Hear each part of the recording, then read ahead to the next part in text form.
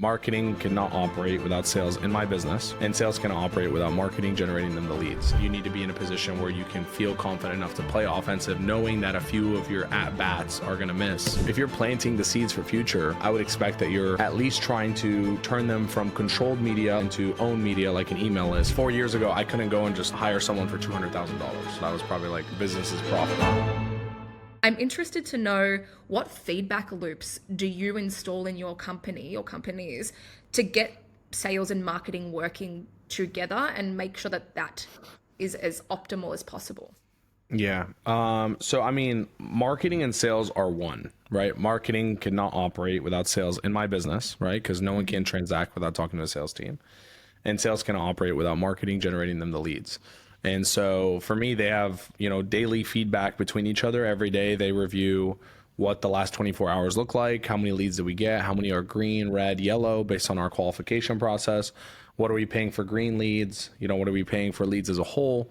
And they're evaluating what kind of clientele are coming through. And then every Wednesday, so once a week, we actually have like an hour-long meeting together between marketing and sales. We're brainstorming what the last week looked like, what the last trailing month looked like, what the active pipelines are, how many, deals we have out, or how many people we have potential that are really good candidates for us to work with.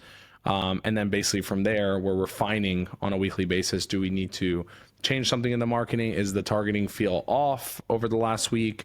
All these little discrepancies here, we're measuring on a weekly basis, but on a daily basis, sales team is talking to marketing. They're making whatever tweaks they can. If they find opportunities, they're taking them together.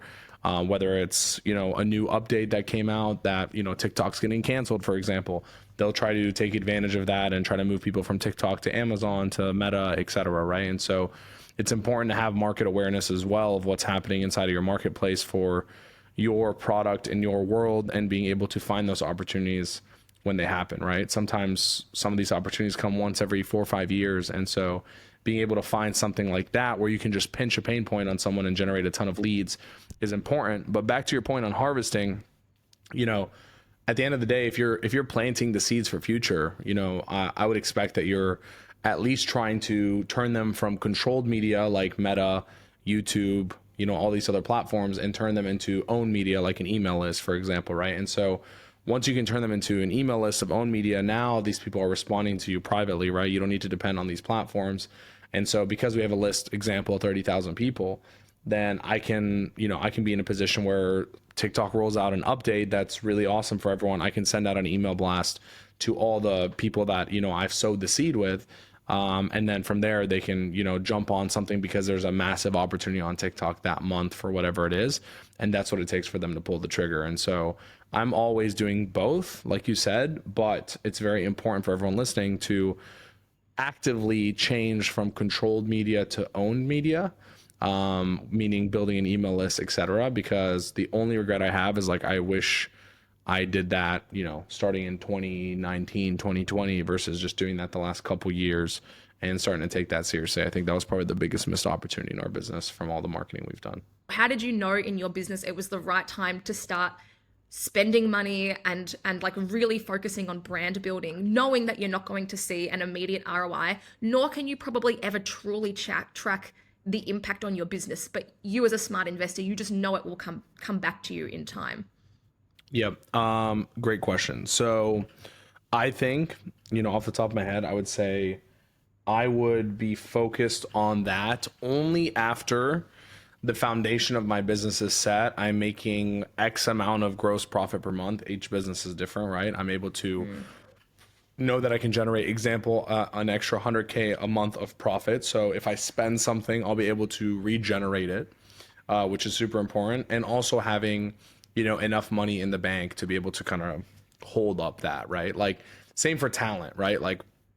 4 years ago, I couldn't go and just hire someone for $200,000. It's impossible. That was probably the business's profit as a whole, right? It's crazy. So, but as you grow and as you find better opportunities to do so, and as you have more money in the bank that provides you that safety to do so, you can make way more aggressive moves, like hiring better talent, like throwing big parties, et cetera. And so obviously the foundation has to be there. I think you have to have 6 to 12 months of cash reserves on hand to feel confident in some of those decisions. But also more importantly is just monthly net cash flow that's regenerating in the business. I think that's really the big key. Like even with my cars, right? Like I buy nice cars that are worth $300,000, $400,000.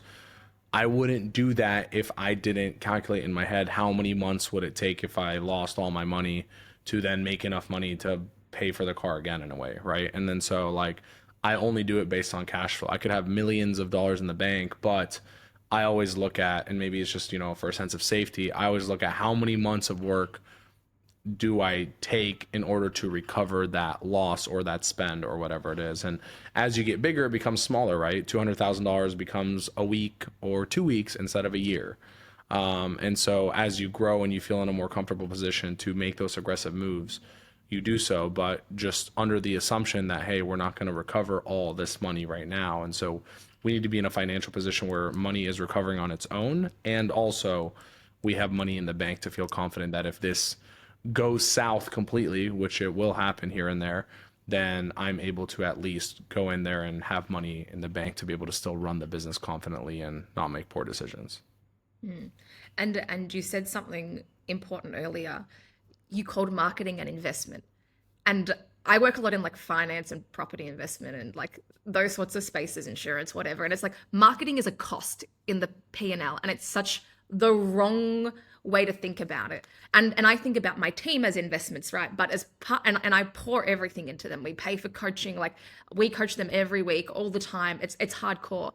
But you can make bad investments. And I think that's kind of what I'm hearing what you're saying. It's like just make sure that you have the cash reserves that if you're going to take big swings on big investments in your marketing, if that big swing doesn't pay off, you'll be okay. And if it does pay off, you'll be really very happy.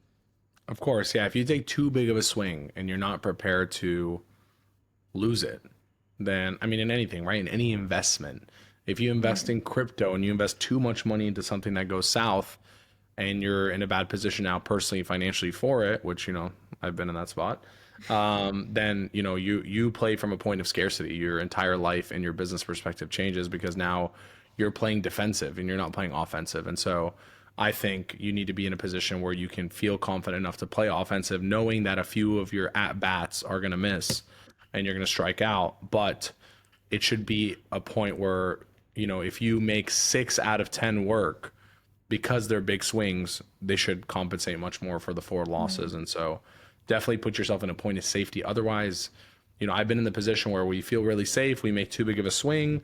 All of a sudden we're in a tight financial spot. Now we're playing scared, right? And so in business, once you play scared, that's when your business starts shrinking.